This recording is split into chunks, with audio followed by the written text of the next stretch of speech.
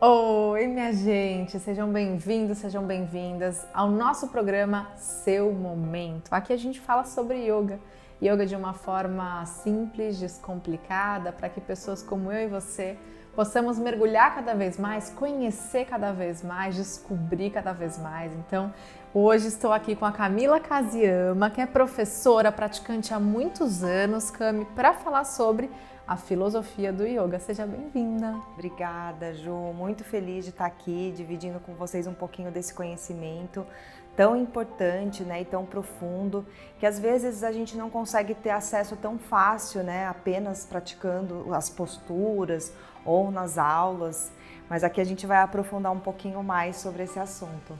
Eu acho super importante, porque a prática física é uma parte, né? Somente uma parte. E quando a gente consegue conhecer além, conhecer mais fundo, acho que a gente é capaz de integrar muito mais os benefícios na nossa vida, no dia a dia, fora do tapetinho. Então vai ser muito bom conversar com você, porque eu mesma gostaria de conhecer cada vez mais. Então eu tô aqui conduzindo, mas também sou uma espectadora desses programas, porque eu adoro aprender.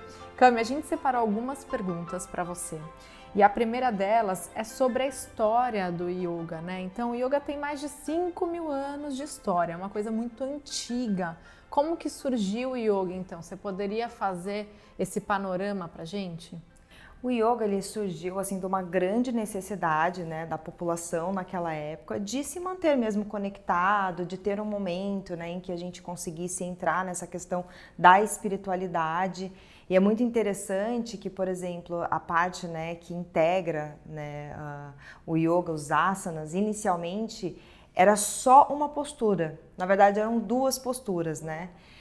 Que é o Baddha Konasana, que é a postura completa da Lótus, ou o Siddhasana, que é a postura, a meia postura, né, quando a gente não consegue fazer a postura completa. Só que com o passar do tempo, eles perceberam uma necessidade do corpo físico estar estável e confortável. E ao longo dos anos, né, desses 5.000 anos para cá, que surgiram as outras posturas.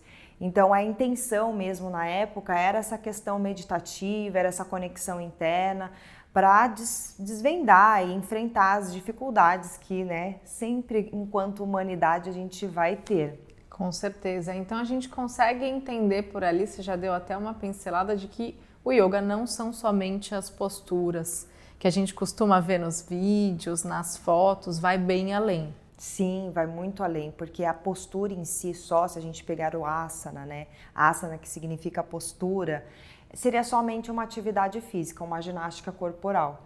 Mas quando a gente integra ela à filosofia e traz a filosofia para a prática, a gente tem efetivamente então o yoga.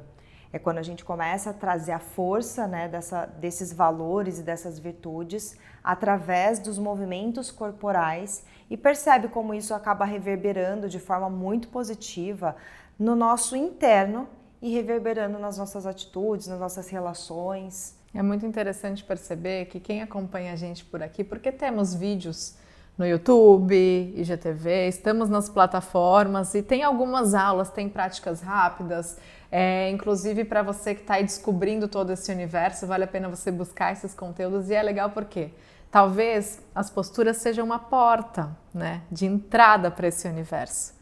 Só que assim como eu, muitas pessoas até mandam pra gente pedidos e sugestões, falem mais, eu quero descobrir mais sobre esse universo. E é isso justamente que a gente vai fazer aqui hoje. Por isso que eu fico com as minhas perguntinhas, porque é bacana que vocês tragam também as dúvidas de vocês, as sugestões de tema, para que a gente possa trazer diretamente com as nossas especialistas, as nossas professoras, as questões que vocês trouxeram. E eu tenho aqui uma pergunta que fala: o que são os Sutras de Patanjali? Os Sutras de Patanjali é um compilado, é como se fosse um grande manual, de uma forma bem sutil, assim, eu vou explicar para vocês. Então, é um manual que vai dar, então, para o humano, né, nós, um passo a passo de como chegar à iluminação, que a gente conhece muito como Samadhi, ou Nirvana também, as pessoas comentam assim dessa forma. Então, de que forma que eu consigo chegar num estado tranquilo e calmo de paz interno? Então, os sutras ele vai te dar esses passos que ele enumera, né, como 8, mas que se destrincham aí, né, então, em yamas e niyamas, que são duas condutas de valores e atitudes em que nós devemos ter em relação a nós e aos outros, para que então a gente entre na parte dos asanas. E aí vai caminhando para esse estado um pouco mais meditativo até chegar na iluminação. É muito interessante reforçar que a nossa ideia, né, de meditação também é que a gente não vai pensar em nada. E ao passar, né, quando a gente vai caminhando nesse manual, a gente percebe que na realidade não é. Chitta é a nossa mente, que é o que mais está presente com a gente, né? A gente está sempre pensando, a gente está sempre se comunicando e é essa oscilação, né, que esses 8 passos vão ensinar a gente a doutrinar, a estar com eles mais numa atividade menos exacerbada com tudo que acontece à nossa volta, para que a gente caminhe nesse estado tranquilo de paz interior. Olha só, então tudo está conectado, para a gente se lembrar, porque muitas vezes a gente busca as nossas respostas em uma atividade, achando que ela vai resolver muitas questões. Sim, vai trazer benefício? Vai. Mas quando a gente consegue integrar outros esforços, outras atividades e até outros contextos, a gente consegue ter uma experiência muito mais profunda. E em relação, você falou de yamas, niyamas, eles fazem parte dos 8 passos. Sim. Dessa filosofia. Você poderia ir explicando, então, primeiramente esses 2? Sim. Você deu uma pincelada, mas seria legal a gente começar, então, enumerando esses 8 passos da filosofia, para que todo mundo possa acompanhar e entender junto com a gente. Sim, então são 8 passos. Os 2 primeiros são yamas e niyamas. Yamas são atitudes, são coisas inerentes nossas humanas que nascem com a gente, como uma questão de defesa mesmo. Então são atitudes que a gente deve deixar morrer. Ai, nossa, mas como assim morrer? A gente realmente deve tentar produzir de forma muito pequena no nosso dia a dia, na nossa vida, num geral. Uma coisa que a gente vai construindo. Por exemplo, né, o primeiro deles, só para a gente entender um pouco melhor. Ahimsa, que é a não violência, também é um nome muito comum a gente escutar no yoga. A gente, quando fala em violência, sempre pensa na violência física, nessa coisa um pouco mais bruta. Mas a violência, ela começa em chitta, na mente. Uma vez que eu tenho uma mente violenta, eu acabo então reverberando através de ações e palavras, sensações e verbalizando, trazendo essa violência para o meu dia a dia. E sendo naturalmente, principalmente, inicialmente, violentos com nós mesmos, né? No diálogo interno, na forma como você se julga, se critica, se olha no espelho, enfim, isso pode estar nas pequenas coisas do dia a dia. Sim. E às vezes a gente não trouxe ainda essa consciência. E é natural do humano, né? A gente numa situação de desafio ou em que a gente é colocado à prova de algo, alguém nos ameaça, essa violência a gente percebe que é algo nato. Então é nesse sentido, é algo que é inerente ao humano e que a gente vai fazer o esforço para que isso deixe de ser tão presente na nossa vida. Porque uma vez que é nosso, mas a gente tenta, né, dar uma acalmada nesses aspectos internos. Niyamas já é o oposto, que é o segundo passo, né, que Patanjali coloca pra gente. Então, niyamas são atitudes e condutas que a gente deve deixar florescer, deixar isso fluir, que são atitudes muito primorosas e que não acontecem, então, naturalmente. Saucha, que é a pureza, não é algo que a gente naturalmente pensa puramente. A gente tem que se esforçar, a gente faz a nossa higiene pessoal, a gente faz a higiene do ambiente em que a gente está, a gente medita para fazer a higiene da nossa mente. Então existe um esforço consciente de que aquilo vai trazer benefícios para nós. Não que a gente espere o resultado, mas a gente faz esse esforço para que isso aconteça e seja, né, essa plantinha que vai germinar, que vai fazer com que a gente se integre com o todo, com a harmonia do próprio universo. Então esses são os 2 primeiros e são os pilares. É nesses 2 que a gente foca muito para conseguir dar andamento nos demais. E eles estão totalmente conectados, porque ouvindo você falar, o que me vem? Você pode super me corrigir se achar necessário. Pelo menos assim, yamas, então muitas vezes a gente vai criar uma resistência a isso, né? E não deixar que eles se sobressaiam, não é criar resistência, não é querer eliminar, mas é simplesmente criando ali um equilíbrio para que isso não fale mais alto. E daí quando a gente consegue pensar nos niyamas, então, para as duas coisas acontecerem, a gente tem que praticar ambos, né? Então, baixando a bola ali dessa violência, dessa tendência que já vem com a gente e abrindo espaço para que floresça do outro lado essa pureza, como você colocou. Então, eu vejo uma conexão totalmente direta ali e é só na prática, né, Cami? Na teoria, sim, a gente está entendendo tudo, mas cada um de nós vai entender aonde que aperta o calo, o que é que a gente precisa lapidar então com isso tudo. Sim, e essa questão, né, dos yamas, que é essa parte, né, vamos colocar assim, um pouco mais violenta nossa, é algo que quando a gente começa a diminuir, abre espaço para que a nossa própria mente consiga se elevar e trabalhar esse outro lado. Se a gente fica nessa reatividade, né, a gente acaba perdendo esse espaço que a gente pode conquistar. Então, esse lugar nosso de exercitar que você está falando, que a gente sente o calo apertar, é um lugar onde a gente se coloca muito à prova de observador. Vai ser necessário a gente se observar, vai ser necessário os outros passos, né, que a gente vai perceber muito como fica integrado para conseguir que essa mente se acalme e a gente tenha uma vida, uma qualidade de vida melhor. Então abrimos caminho para que todo mundo por aí conheça os 8 passos. Falamos dos 2 primeiros que você considera pilares, então. E dando sequência, qual seria o terceiro? O terceiro, então, a gente entra, né, no famoso asana, que são as posturas e, como você colocou, é a grande porta de entrada. Né, através dos asanas que a gente fisga, né, muitos humanos nas diversas, né, modalidades que hoje tem e que não tem uma modalidade específica. Também queria deixar isso bem claro, porque na verdade os asanas, né, os tipos de práticas, eles vão depender muito da fase em que a pessoa está. Então, às vezes a pessoa está numa fase em que ela vai se identificar mais com um tipo de asana ou não.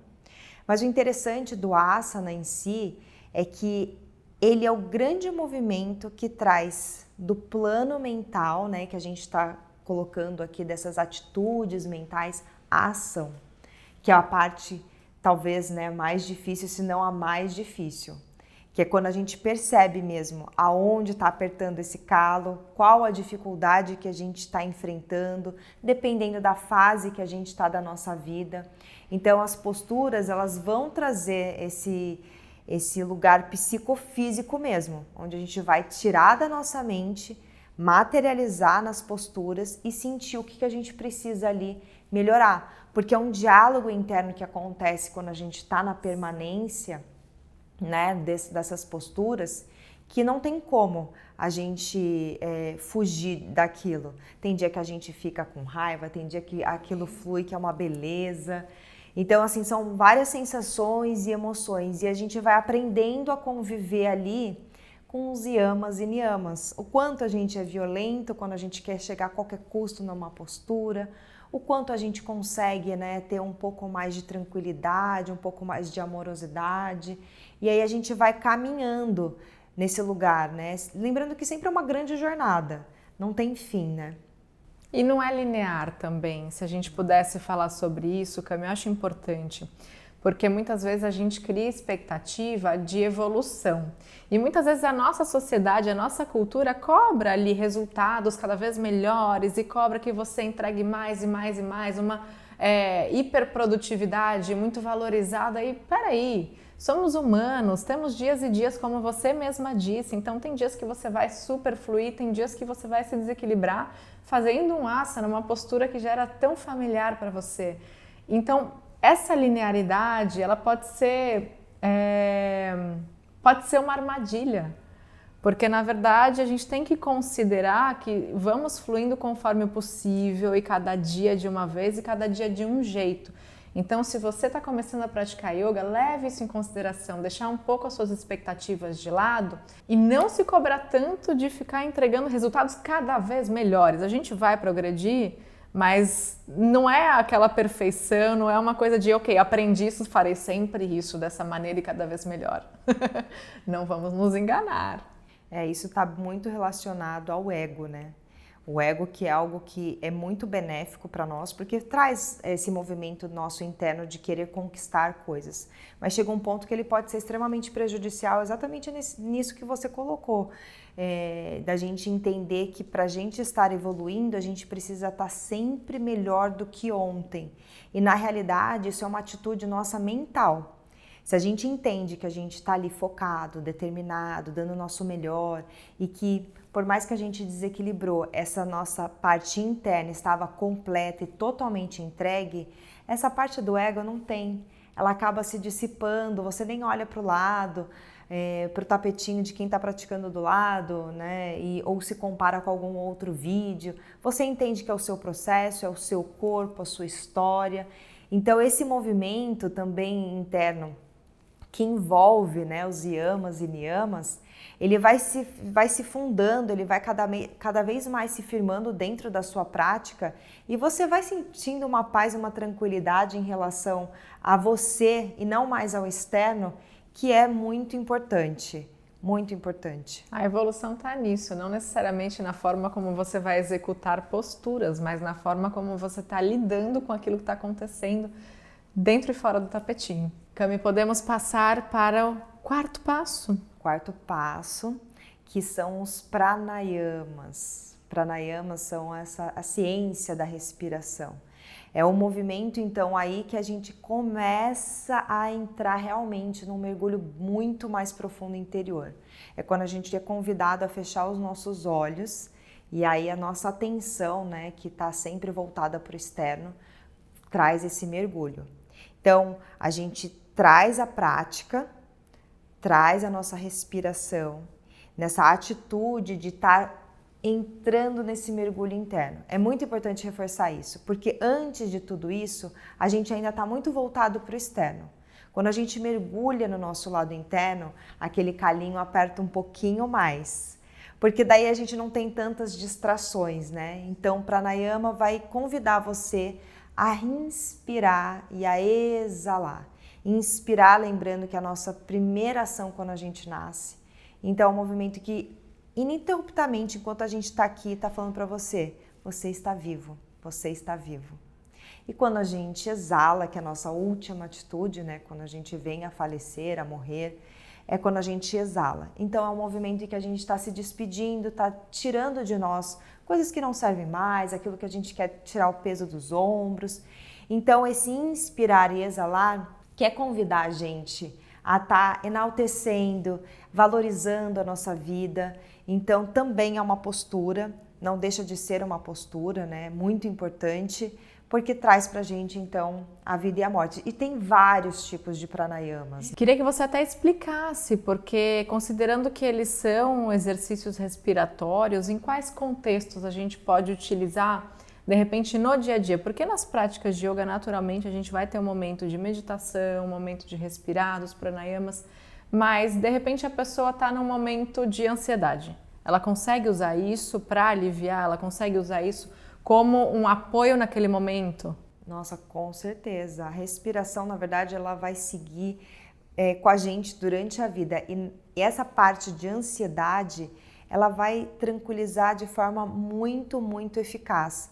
Porque quando a gente está ansioso, está estressado, a gente está em desequilíbrio, a nossa respiração ela também entra em desequilíbrio. A gente fica um pouco mais ofegante, a respiração fica um pouco mais encurtada, às vezes a gente tem até uma grande pausa na nossa respiração, né? Nem respira. Então, o fato da gente equilibrar a nossa respiração, trazer essa consciência através do pranayama, inspirando e exalando calmamente, naturalmente nosso estado já vai se harmonizando e a nossa consciência, né, essa sensação nossa vai aliviando. A respiração ela é uma condutora muito direta do nosso estado emocional. Muito. Como transforma, né? Sim. Tanto para manter, de repente, um estado indesejado, uma agitação, quando a gente não para perceber a forma como estamos respirando, usando isso a nosso favor ou não. ou quando a gente precisa de fato, né, transformar isso, acalmar, relaxar. Mas isso que é legal, os pranayamas eles conseguem acompanhar a gente para diversos objetivos. Falamos de ansiedade, mas tem também alguns que são bons para energizar. Sim, por exemplo, de manhã, né? Às vezes de manhã você precisa de uma energia extra, quer já acordar um pouco mais no pique, você vai fazer uma respiração que vai te trazer esse vigor, vai acelerar a sua respiração, que isso vai te dar um ânimo maior. Da mesma forma que a gente tem um tipo de respiração, de meditação, que inclusive, né, no Zen a gente trabalha muito isso, a gente acalma, a gente consegue fazer esse movimento oposto. Então é muito interessante quando a gente vai se aprofundando, que é essa oportunidade que os Yoga Sutras de Patanjali dão pra gente, a gente vai aprendendo como colocar realmente isso no nosso dia a dia ao nosso favor e também se percebendo nessas respirações, né, que acontecem também ao longo do nosso dia. Não, maravilhoso, tá vendo? Tudo tem a ver também com a gente se permitir se auto-observar. E com carinho, né, gente? É entender aquilo que a gente está fazendo sem perceber, se dar a chance de olhar para si com mais atenção, mas com um olhar mesmo acolhedor, porque senão a gente já vai estar se embananando toda naqueles primeiros passos e nos pilares que a gente trouxe para vocês. Vamos lembrar sempre disso. E agora a gente passa então para o quinto passo. Sim, entramos no quinto passo, que é Pratyahara.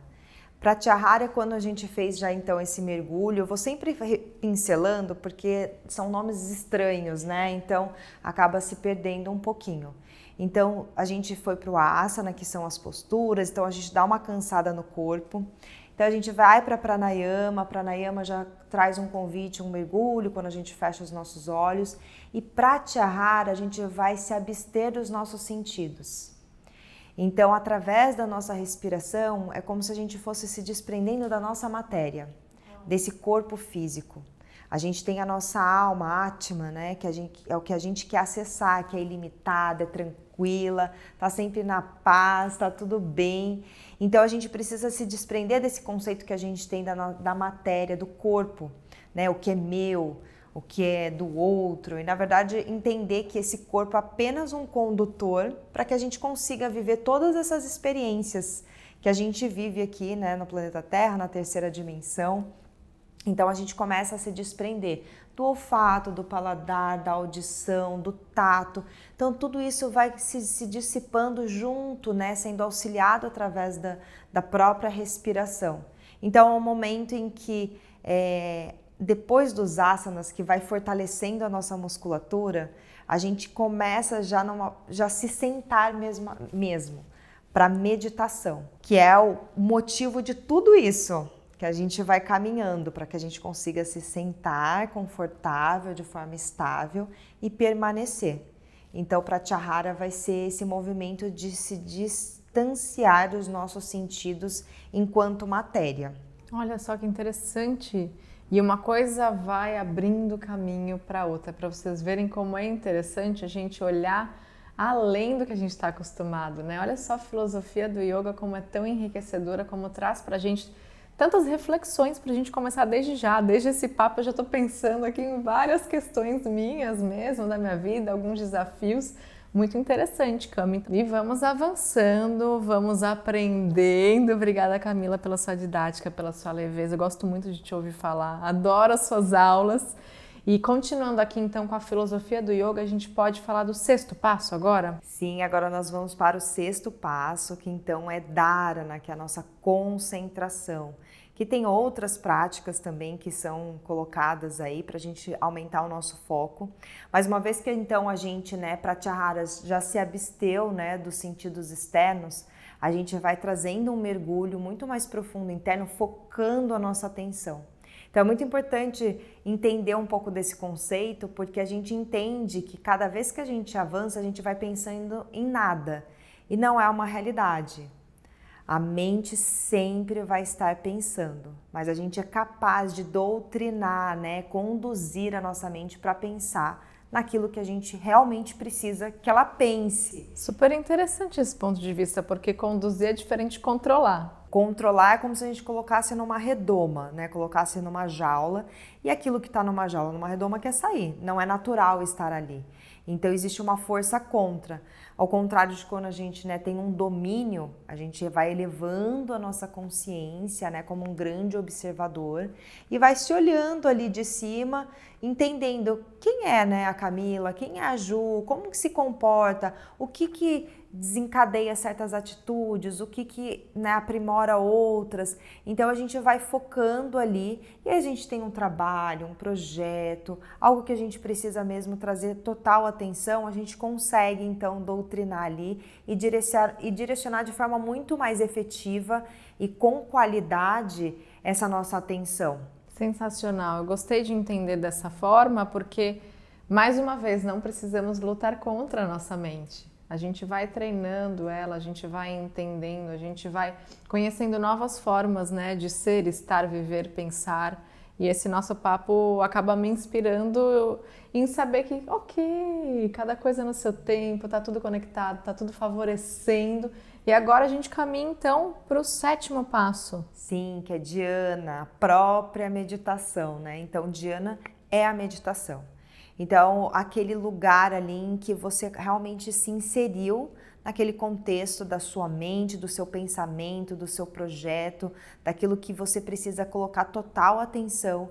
E aí você fica respirando, né? Inspirando e exalando aquela atitude, aquele comportamento, aquela situação, aquele momento do aqui e agora. Nada mais vai interferir, você vai estar ali completamente focado e completamente entregue àquilo que você quer que a sua mente então fique focada. Então percebe que tudo vai se interligando e às vezes até parece que confunde que uma coisa é a mesma, mas não, existe uma linha muito tênue que divide essas situações e é tão sutil que a gente entra ali então no último passo, que é Samadhi. Samadhi são esses espasmos, né, em que a gente se dissipa completamente então do nosso corpo, inclusive até da nossa própria mente. Tem muitos relatos, né, que falam que as pessoas se sentem como se estivessem levitando ou que estivessem numa bolha. Então cada um vai ter uma experiência. E é muito interessante a gente perceber que isso acontece não somente nesses lugares de meditação. Isso acontece em momentos do nosso próprio dia a dia. Nossa, Cami, é mesmo? Sim. Explica pra gente alguns contextos do dia a dia, então, que de repente isso aconteça, porque pode ser que a gente nunca nem tenha dado essa nomenclatura ou nem tenha percebido que a gente já esteve lá, né? Que a gente já esteve em Samadhi. Samadhi, eu acho que a forma mais que vai conectar todas as pessoas é o contato com a natureza. Seja a gente vendo um pôr do sol, seja a gente vendo o cair de uma chuva, algo que você vivenciou e que você teve uma experiência muito forte de êxtase. Então esse lugar, todo mundo de alguma forma tocou, nada mais importa, né? Às vezes você tá tão ali brilhante diante daquela situação.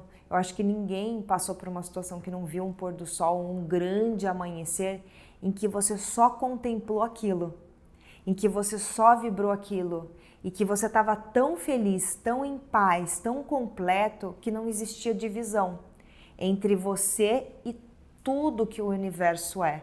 Esse conceito todo vai mostrar para nós que não existe a nossa separação.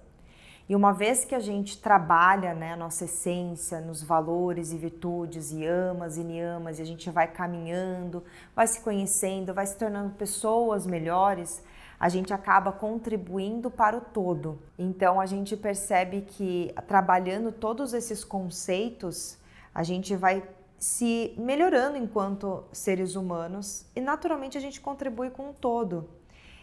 Tem uma parte, né, da filosofia, né, que fala de Ishvara Pranidhana, que é essa devoção e que muitas pessoas confundem até com uma questão religiosa. E na verdade não, quando você se integra e você não vê separação, essa devoção ela se integra porque você quer bem da natureza, você quer o bem de todos, porque isso se integra com você. Então é uma união de tudo isso, né? O próprio Namastê, quando a gente, né, traz essa saudação, é reconhecendo esse Deus, essa divindade que nós somos, que saúda a outra pessoa. Então, percebe? Essa relação é sempre uma relação muito amorosa, muito acolhedora. Então, você entende as suas dificuldades, o seu calo, as suas partes boas, e você também olha para o outro e reconhece que ele, enquanto humano, também vai ter as suas partes difíceis, vai ter as suas partes boas. Então, esse compilado, né, esse grande manual, que a gente fala 8 passos, parece assim, nossa, são 8, vou lá, né? Não, na verdade, desafia a gente mesmo a conhecer a gente enquanto pessoas e humanos e a reconhecer essa grande orquestra que é a natureza, essa força que a gente desconhece, mas que a gente está inserido. É muito gostoso quando a gente percebe que da mesma forma, né, que nosso pelo faz parte da nossa pele, a nossa pele faz parte do nosso corpo, a gente faz parte desse todo. Então, essa integração e esse movimento que a gente faz belíssimo dentro da filosofia do yoga só vai favorecer o todo, né? Isso é um ciclo que vem de nós, vai para eles e deles vem para nós. É muito profundo, é muito bonito, né, Cami? E é tão importante a gente se lembrar disso, porque faz com que a gente se reconecte mais com tanta coisa importante, com nós mesmos, com a natureza, com esse fluir, com esse respeito para conosco. E quanto mais a gente se respeita, se acolhe, eu acredito muito nisso, a gente consegue exercer isso pelo outro. A gente trabalhando internamente essas questões, a gente tem para dar, a gente tem para praticar além de nós mesmos, né? Então eu percebo, pelo menos na minha experiência com a prática de yoga, me considero assim iniciante, aprendendo, sempre aprendendo e felizmente estou viva e até enquanto estiver aqui estarei aprendendo. Me abre um novo panorama, uma nova forma de viver e que eu considero extremamente terapêutica.